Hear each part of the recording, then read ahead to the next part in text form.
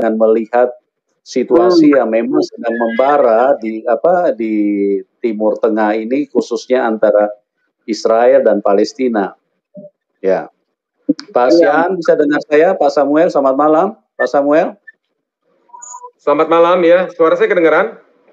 Suaranya jelas, Pak. Puji Tuhan. Terima kasih, Pak, sudah hadir dan kita akan membahas khusus tentang ini, tentang situasi antara Israel dan Palestina ya, biar dengan penyampaian keterangan ulasan daripada bapak-bapak yang luar biasa ini, biar saudara-saudara kita yang ada di Indonesia ini bisa tercerahkan ya. Jadi tidak gampang dibodoh-bodohi dengan orang-orang yang mabuk agama yang terus mengangkat seolah-olah antara Kristen berperang dengan Islam atau Yahudi menyerang ini keislaman. Ya, ini yang tidak benar, ini yang pemahaman yang sangat menyesatkan ya, sangat menyesatkan kehidupan saudara-saudara kita yang ada di Indonesia. Kalau kita tidak bersuara tentang apa yang terjadi yang sebenarnya yang dialami oleh Israel dan Palestina ya. Nah, sebelum kita ke teman-teman, sedikit saya perlu ulas juga bahwa beberapa waktu terakhir sebelum semakin menghangat suasana di mana polisi Israel diisukan menganiaya orang-orang yang sedang beribadah di Masjid Al-Aqsa. Padahal itu adalah gorengan yang sangat menyesatkan ya. Saya perlu informasikan bahwa itu orang-orang Palestina yang kelompok-kelompok radikal, kelompok-kelompok teroris ya. Mereka itu menyerang polisi-polisi Israel. Nah, kenapa polisi-polisi Israel mengejar mereka? Karena polisi Israel diserang sama mereka, dilempari dengan batu, mereka sehabis sholat, polisi-polisi Israel dilempari dengan batu. Nah, polisi Israel, polisi dimanapun, tolong dengarkan baik-baik semua yang ada di Indonesia, yang ada di link ini, tolong dengarkan baik-baik. Semua polisi di negara manapun kalau dilempari dengan batu, diserang, pasti mereka akan bereaksi. Nah, pada saat polisi-polisi itu bereaksi, mereka lari sembunyinya di Masjid Al-Aqsa. Mau tidak mau, ya, polisi harus tangkap mereka dan polisi masuk ke masjid bukan untuk menghancurkan atau menista atau merendahkan tempat ibadah daripada umat muslim. Bukan seperti itu. Jadi tolong ya, saudara-saudara yang ada di Indonesia ini biar menjadi cerdas. Jangan gampang dibodoh-bodohi dengan isu kelompok-kelompok radikal yang terus bersuara, yang membodoh-bodohi banyak orang. Ya. Nah, polisi masuk itu untuk menangkap mereka, bukan untuk menghancurkan tempat ibadah daripada umat muslim. Nah, isu ini digoreng lah. Digoreng ke negara-negara yang mabuk, kelompok-kelompok yang mabuk agama, digoreng lah bahwa seolah-olah polisi Israel ini datang merendahkan atau membuat hal-hal yang tidak pantas di dalam tempat ibadah daripada umat muslim. Kira-kira begitu teman-teman ya. Adalah pemimpin Palestina saat ini adalah kelompok radikal yang punya jejaring juga dengan ISIS. Nah, mungkin nanti dari teman-teman yang lain akan bisa mengulas ini secara jelas ya. Oke, selamat malam Pak Bombo, bisa dengar? Ya, shalom, selamat malam Pak Pendeta Yusuf. Shalom. Ya, oke, Ibu Aubrey, selamat malam, bisa dengar? Shalom, selamat malam Pak, bisa. Ya, shalom, selamat malam Ibu Aubrey. Manapun Anda berada, khususnya NKRI harga mati ini, supaya sama-sama mempunyai pandangan yang benar dan tidak tertipu oleh isu kasus Palestina Yahudi ini sudah berjalan puluhan tahun, sejak zaman Yasser Arafat itu tidak pernah habis. Yang pertama, Palestina ini adalah tanah 2 sertifikat.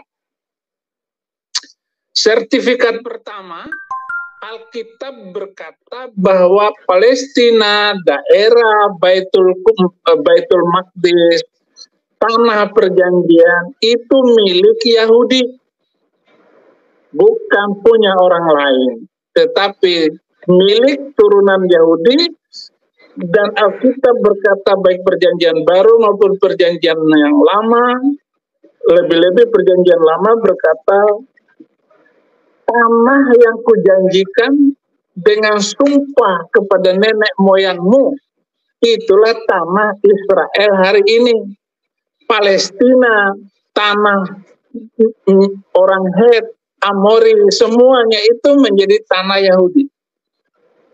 Ini kata Alkitab. Sertifikat kedua, muncul 600 tahun setelah Yesus Kristus. Al-Quran berkata, ini tanah Yahudi Arab.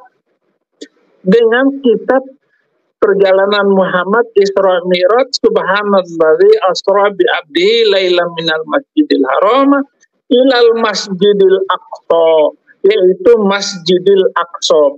Perjalanan Muhammad Isra-nya itu dari Mekah ke Madinah, dari Mekah ke Palestina, yaitu Masjidil Aqsa. Jadi dengan ayat ini mengatakan, berusaha untuk mengatakan, sehingga seluruh umat Islam percaya bahwa Palestina itu adalah tanah Arab. Bagaimana bisa mengatakan tanah Arab dengan ayat ini, bahwa Muhammad sendiri nggak pernah sampai ke sana dan belum pernah melihat tanah ke sana? Hanya karena Muhammad mendapatkan wangsit wahyu bahwa dia melakukan perjalanan Isra Mi'raj dari Mekah ke Palestina. Jadi inilah sertifikat kedua. Al-Quran berkata bahwa Palestina itu, jadi enggak jelas berkatanya itu bahwa Palestina punya Arab, enggak. Tetapi ditafsirkan oleh ulama-ulama, oleh pemimpin-pemimpin Islam, Palestina itu tanah Arab. Bagaimana bisa tanah Arab? Orang Yahudi sudah berabad-abad, sudah turun-temurun tinggal di situ, lalu diambil oleh orang Arab karena ekspansi yang dilakukan mulai dari zaman Umar bin Khattab sampai seterusnya, sampai orang-orang Arab tinggallah mereka di Bethlehem, yaitu tanah Palestina dan seterusnya. Ini yang pertama, klarifikasinya. Orang hukum, logika hukum akan berkata, sertifikat yang mana yang benar? Pasti orang mengatakan sertifikat pertamalah yang sah, sertifikat pertamalah yang benar, yaitu Alkitab bahwa Palestina tanah Yahudi, bukan tanah Arab. Kemarin saya sudah live masalah ini untuk menjawab itu semua. Jadi sampai kapanpun keributan antara Palestina dengan Yahudi itu gara-gara datangnya Al-Quran. Al-Quran inilah sumbernya itu, karena klaim Al-Quran, Palestina secara eksplisit itu mengatakan bahwa Palestina itu tanah Arab. Ini sumber konfliknya itu sampai hari ini.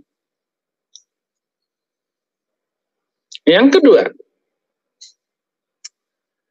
kalau orang Arab itu mau benar-benar merdeka, sebenarnya merdeka itu sudah oke. Yasser Arafat sudah oke waktu itu mau merdeka, tetapi sebenarnya merdeka itu sudah dikasih oleh Yahudi dengan batasan-batasan. Membatasi tanah inilah yang membuat mereka akhirnya tidak sepakat. Mereka semua mau. Orang Yahudi itu bangsa damai. Ketika Golda Meir ditanya sama wartawan, kalau kamu ketemu dengan Hafiz Assad, apa yang harus Raja Yordan waktu itu? Yordania, apa yang harus katakan oleh Anda kepada tokoh-tokoh Arab. Dia akan mengatakan salam, damai, kata Golda Meir. Jadi semua sampai hari ini pun semua Perdana Menteri Israel maunya hidup damai, tetapi hidup di tengah-tengah orang yang tidak mau damai. Jadi orang Arab itu selalu tidak mau damai. Nggak pernah mau damai. Karena dia mencari gara-gara terus. Hamas adalah sayap yang paling tidak suka damai. Kalau Fatah, PLO, senang damai.